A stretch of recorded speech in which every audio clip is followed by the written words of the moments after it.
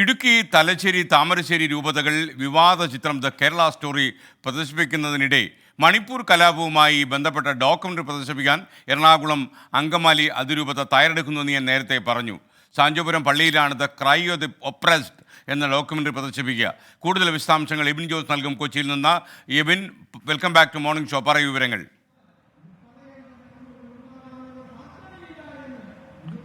എസ്കെയിൻ the Kerala സ്റ്റോറിയുടെ വിവാദങ്ങൾക്ക് പിന്നാലെയാണ് ഇപ്പോൾ പുതിയ വിവാദം ഉടലെടുക്കുന്നത്.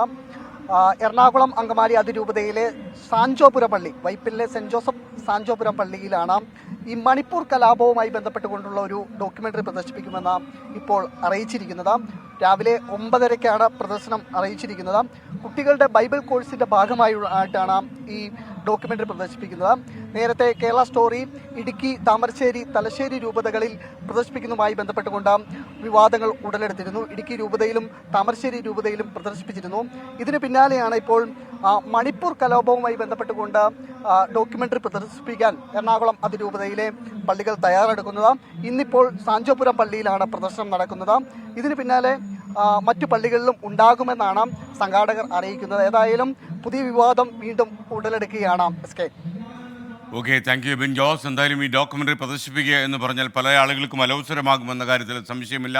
മണിപ്പൂർ കത്തിപ്പോകുമ്പോൾ ഇത്തരം ഡോക്യുമെൻ്ററി കേരളത്തിൽ പ്രദർശിപ്പിക്കുമ്പോൾ അത് ഈ പ്രത്യേകിച്ച് തെരഞ്ഞെടുപ്പ് കാലത്ത് അത് അലവസരം ഉണ്ടാക്കുമെന്ന കാര്യത്തിൽ സംശയമില്ല.